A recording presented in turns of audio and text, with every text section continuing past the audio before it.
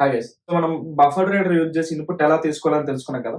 ఇప్పుడు scanner use చేసి మనం ఇన్పుట్ ఎలా తీసుకోవాలన్నది తెలుసుకుందాం. Okay. Scanner. So buffer reader అనేది మనకి ఒక క్లాస్. అలానే స్కానర్ కూడా మనకి ఒక క్లాస్ అన్నమాట. ఓకే. సో ఫస్ట్ మనం ఒక క్లాస్ డిఫైన్ చేసుకొని అందులో మెయిన్ మెథడ్ డిఫైన్ చేసుకొని ఆ తర్వాత మనం స్కానర్ క్లాస్ కి ఆబ్జెక్ట్ క్రియేట్ చేసి ఇలా రాద్దాం. ఓకే. ఒక క్లాస్ నేను క్రియేట్ చేసుకున్నాను. Let's say class input demo class input demo అని తీసుకున్నాను. తర్వాత మనకేంటి public static void main string args okay. So ఇప్పుడు మనకేంటి యూజర్ దగ్గర నుంచి మనం వాల్యూస్ తీసుకోవాలి. మనం ఏం యూజ్ చేయాలి ఇక్కడ స్కానర్ క్లాస్ గురించి అనుకున్నాం కాబట్టి స్కానర్ క్లాస్ అనేది రాద్దాం. So scanner SC equal to new scanner of system dot in. So మనకి బఫర్ రీడర్ అనుకోండి, new buffer reader of new input stream reader of system dot in అనేది వస్తుంది. కానీ ఇక్కడ మనకి only new scanner of system dot in అనేది వస్తుంది అనమాట. ఓకే. సో ఇక్కడ మనకి స్కానర్ అనేది మనకి ఒక క్లాస్, ఈ SC అనేది మనకి ఒక వేరియబుల్ నేమ్. ఓకే. SC అనేది మనకి ఏంటి ఒక variable name. Okay. Scanner SC equal to new scanner dot system dot in అంటే ఈ SC అనేది ఏంటి అంటే మనకి స్కానర్ క్లాస్ యొక్క ఆబ్జెక్ట్. ఓకే. స్కానర్ క్లాస్ యొక్క ఆబ్జెక్ట్ అనమాట. ఓకే. సో మనకి ఈ స్కానర్ క్లాస్ లో మల్టిపుల్ మెథడ్స్ ఉన్నాయి యూజర్ దగ్గర నుంచి ఇన్పుట్ తీసుకోవడానికి. సో ఇంటీజర్ తీసుకోవాలంటే నెక్స్ట్ ఇంట్ అని ఒక మెథడ్ ఉంది, బైట్ తీసుకోవాలంటే నెక్స్ట్ బైట్ అని ఒక మెథడ్ ఉంది, షార్ట్ తీసుకోవాలంటే నెక్స్ట్ షార్ట్ అని ఒక మెథడ్ ఉంది, అలానే లాంగ్ కావాలంటే నెక్స్ట్ లాంగ్, అలానే ఇంకా మనకేంటి బూలియన్ కావాలంటే నెక్స్ట్ బూలియన్, ఫ్లోట్ కావాలంటే నెక్స్ట్ ఫ్లోట్, అలానే డబుల్ కావాలంటే నెక్స్ట్ డబుల్. సో ఇలా మనకి మల్టిపుల్ మెథడ్స్ ఉన్నాయన్నమాట యూజర్ దగ్గర నుంచి ఇన్పుట్ తీసుకోవాలంటే. అదే మనం బఫర్ రీడర్ లో మనకి ఏముంది సింగిల్ మెథడ్ ఉంది, br డాట్ రీడ్ లైన్. అంటే రీడ్ లైన్ అనే ఒక మెథడ్ ఉంది. ఆ మెథడ్ అనేది సెట్ ఆఫ్ క్యారెక్టర్స్ యూజర్ దగ్గర నుంచి తీసుకొని మనకి ఏ వేరియబుల్ కావాలంటే ఆ వేరియబుల్ లోకి మనం కన్వర్ట్ చేసుకోవాలి. ఏం యూజ్ చేసి పార్సల్ మెథడ్స్ యూజ్ చేసి రాసుకోవాలి. అంటే ఇంటీజర్ కావాలంటే ఇంటీజర్ డాట్ పార్స్ ఇంట్ of br dot read line అని, అలానే లాంగ్ కావాలంటే long dot పార్స్ long off br dot read line అని అలా రాసుకోవాలి. కానీ మనకి స్కానర్ క్లాస్ లో అలా రాయాల్సిన అవసరం లేదు. మనకి ఇన్బిల్ట్ మెథడ్స్ అనేవి అంటే ఇన్బిల్ట్ ఫంక్షన్స్ అనేవి మనకి స్కానర్ క్లాస్ లో అవైలబుల్ గా ఉన్నాయి. ఏ డేటా టైప్ వాల్యూ కావాలంటే మనకి ఆ డేటా టైప్ వాల్యూ అనేది మనం స్కానర్ క్లాస్ యూజ్ చేసి తీసుకోవచ్చు. ఓకే.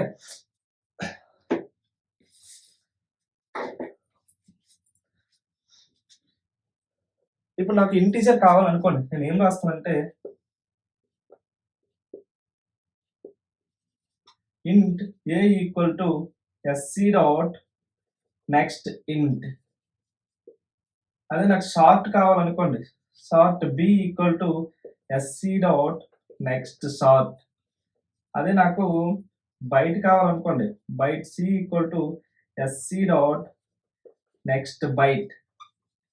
అదే నాకు లాంగ్ కావాలనుకోండి, long d equal to SC dot next long. Okay. అదే నాకు బూలియన్ కావాలనుకోండి, boolean e equal to SC dot next boolean. Okay. అదే ఫ్లోట్ కావాలనుకోండి, float f equal to SC dot next float. అదే నాకు డబుల్ కావాలనుకోండి, double g equal to SC dot next double, SC dot next double. So ఈ విధంగా మనకి ఈ respective methods అనేవి యూజ్ చేసుకుంటే యూజర్ దగ్గర నుంచి మనం ఇన్పుట్ తీసుకొని, అంటే ఇక్కడ నాకు ఏం చేస్తుందంటే ఈ నెక్స్ట్ ఇంట్ అనే మెథడ్ ఏం చేస్తుంది, యూజర్ దగ్గర నుంచి ఒక ఇంటీజర్ అంటే యూజర్ ఇంటీజర్ వాల్యూ ఎంటర్ చేస్తే ఆ వాల్యూ అనేది ఏ అనే వేరియబుల్ లోకి స్టోర్ చేస్తుంది. అదే షార్ట్ వాల్యూ ఎంటర్ చేస్తే నెక్స్ట్ షార్ట్ మెథడ్ అనేది షార్ట్ b అనే వేరియబుల్ లోకి వాల్యూ అసైన్ చేస్తుంది. ఆ విధంగా ఈ ఈచ్ అండ్ ఎవ్రీ మెథడ్ కూడా ఆ respective data type value user దగ్గర నుంచి తీసుకొని ఆ రెస్పెక్టివ్ డేటా టైప్ వేరియబుల్ లోకి వాల్యూ అనేది అసైన్ చేస్తాయి. ఓకే. సో మనం ఇక్కడ వేరియబుల్ ఒక డేటా ఎలా అసైన్ చేయాలి, స్కానర్ క్లాస్ లో ఏ మెథడ్స్ యూజ్ చేస్తే ఏ డేటా టైప్ లోకి డేటా ఎలా అసైన్ అవుతుందని తెలుసుకున్నాం కదా. సో మనం ఏం చేద్దాం అంటే ల్యాప్టాప్ లో నోట్ ప్యాడ్ ఓపెన్ చేసి టైప్ చేద్దాం. టైప్ చేసి అందులో each and every method use చేసి అవుట్పుట్ ఎలా వస్తుంది అనేది మనం వెరిఫై చేసుకుందాం. ఓకేనా? Thank you guys. సో మీకు ఏమైనా డౌట్స్ ఉంటే కామెంట్ సెక్షన్ లో కామెంట్ చేసి అడగండి. నేను ఏం చేస్తానంటే each and every comment verify చేసి మీ డౌట్స్ నేను క్లారిఫై చేస్తాను. ఓకేనా? Thank you guys. సో మనం ఇప్పుడు స్కానర్ క్లాస్ గురించి మనం తెలుసుకుందాం. ఓకే, సో నేను ఒక న్యూ ఫైల్ క్రియేట్ చేసి స్కానర్ డెమో డాట్ జావా అని ఒక క్లాస్ క్రియేట్ చేస్తాం. ఓకే, సో క్లాస్ క్రియేట్ అయింది. నెక్స్ట్ మనకి ఏంటి, మెయిన్ మెథడ్ అనేది రాసుకోవాలి. Public static void main string args. Okay, next నేను ఏం చేయాలి, scanner SC equals to new scanner of system dot in. ఈ లైన్ ఏం చేస్తుందంటే నాకు స్కానర్ క్లాస్ యొక్క ఆబ్జెక్ట్ అనేది క్రియేట్ చేస్తుంది. ఎప్పుడైనా మనం స్కానర్ క్లాస్ యూజ్ చేయాలి అంటే మనం ఇక్కడ యూజ్ చేయాల్సిన ఇంపోర్ట్ స్టేట్మెంట్ ఏంటి అంటే import Java dot util dot scanner, import dot Java dot util dot scanner. So scanner అనే ఆబ్జెక్ట్ స్కానర్ క్లాస్ని మనము ఇంపోర్ట్ చేస్తున్నాం అనమాట.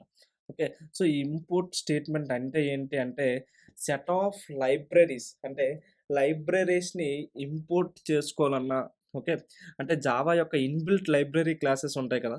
సో మన లాస్ట్ క్లాస్లో బఫర్ రీడర్ అనేసి చెప్పుకున్నాం, అది జావా డాట్ ఐఓ అనే ప్యాకేజ్లో ఉంటుంది. అదే ఈ క్లాస్లో స్కానర్ అని చెప్పుకున్నాం, ఇది జావా డాట్ యూటిల్ ప్యాకేజ్లో ఉంటుంది. ఈ విధంగా ఏమైనా జావా యొక్క ఇన్బిల్ట్ లైబ్రరీస్ని ఇంపోర్ట్ చేసుకోవాలంటే మన క్లాస్లో యూజ్ చేసుకోవాలంటే వాటిని మనం ఇంపోర్ట్ చేసుకోవాలన్నమాట. ఇంపోర్ట్ చేసుకుంటేనే మన క్లాస్లో యూజ్ చేయగలము. Okay, so so set of library Java యొక్క ఇన్బిల్ట్ క్లాసెస్ని ఇంపోర్ట్ చేసుకోవాలన్నా, లేకపోతే ఏదైనా అవుట్ సైడ్ ఇప్పుడు మనం ఒక క్లాస్ డిఫైన్ చేసాం అనుకోండి, ఆ క్లాస్ని మనం ఇప్పుడు డిఫైన్ చేస్తున్న క్లాస్లో యూజ్ చేసుకోవాలన్నా, అంటే మనము రాసిన ఓన్ క్లాసెస్ అనేవి వేరే క్లాసెస్లో యూజ్ చేసుకోవాలన్నా సరే మనము ఈ ఇంపోర్ట్ స్టేట్మెంట్స్ అనేవి యూజ్ చేస్తాం అనమాట. సో స్కానర్ క్లాస్ యూజ్ చేసినప్పుడు మనం ఏం యూజ్ చేయాలి, యూటిల్ ప్యాకేజ్ అనేది యూజ్ చేయాలి. ఓకే, నెక్స్ట్ ఇక్కడ ఏంటి, scanner SC equal to new scanner of system dot in. Next ఏంటి, మనము int I equals to SC dot next int. Integer కావాలంటే నెక్స్ట్ ఇంట్ అనే మెథడ్ యూజ్ చేయాలి.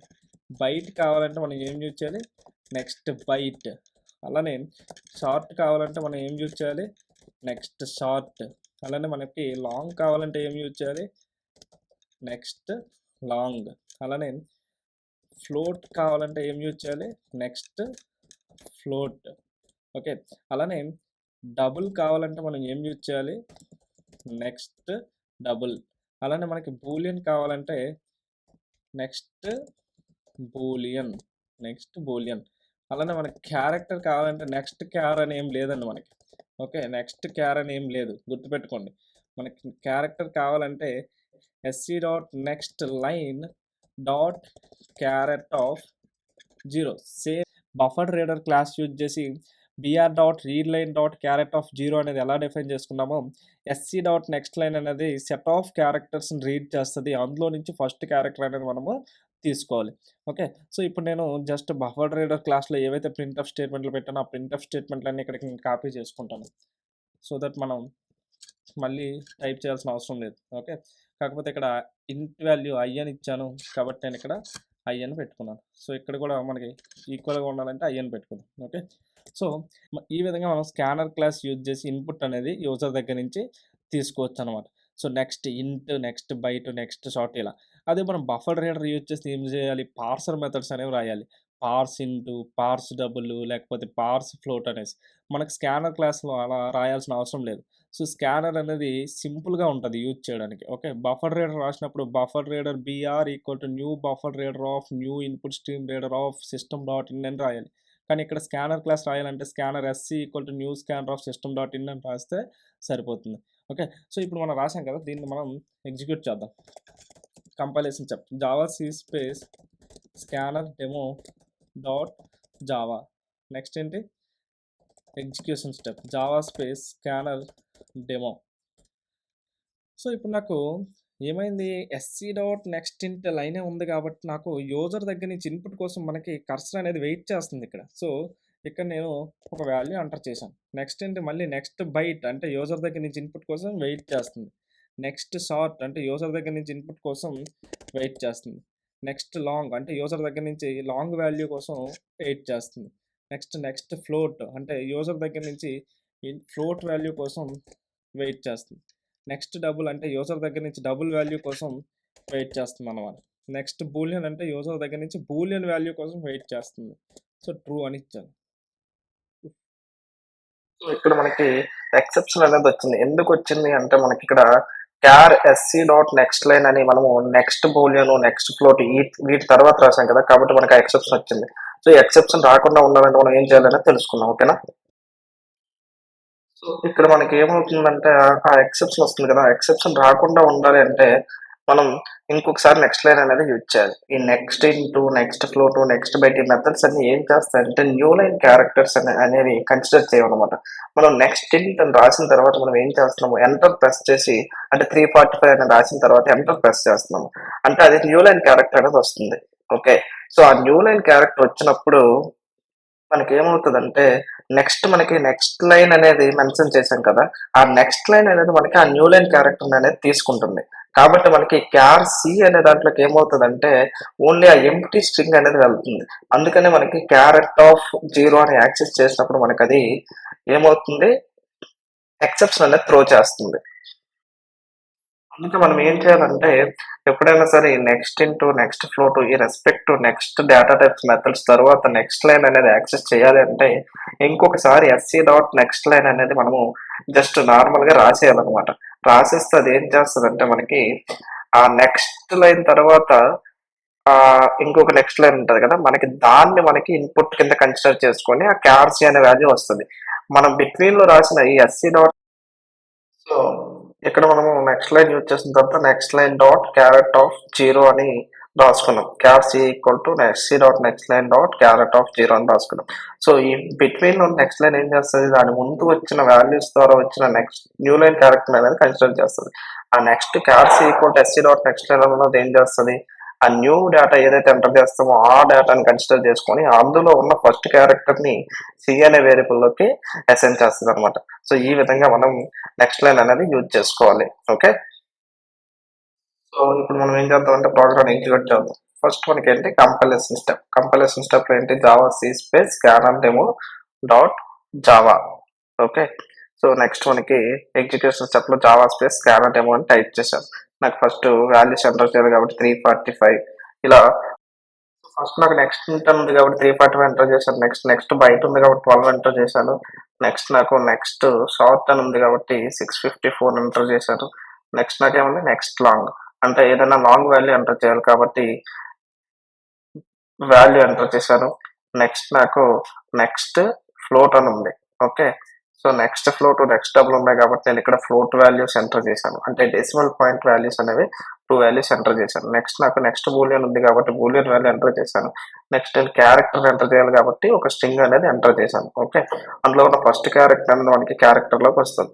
సో ఫస్ట్ నేను 345 ఎంటర్ చేశాను కాబట్టి అది నాకు 345 అనేది ఐ అనే వేరియబుల్ లోకి వచ్చింది. నెక్స్ట్ రెస్పెక్టివ్ వాల్యూస్ అన్ని కూడా నాకు రెస్పెక్టివ్ వేరియబుల్స్ లోకి వచ్చి స్టోర్ అయ్యాయి అనమాట. సో వాటన్నింటినీ నేను ఏం చేశాను, ప్రింట్ చేశాను. సో మనకి ఆ వాల్యూస్ అన్ని యాస్టీస్ అలా ప్రింట్ అయ్యాయి. సో ఈ విధంగా మనము స్కానర్ యొక్క నెక్స్ట్ మెథడ్స్ అన్ని యూజ్ చేసుకొని మనం ఏం చేస్తామంటే ఈ వాల్యూస్ ని each and every data type కి వాటి రెస్పెక్టివ్ వాల్యూస్ అనేవి మనము తీసుకుంటాం అన్నమాట. సో ఈ విధంగా మనకి స్కానర్ అనే క్లాస్ ని యూజ్ చేసుకోవాలి.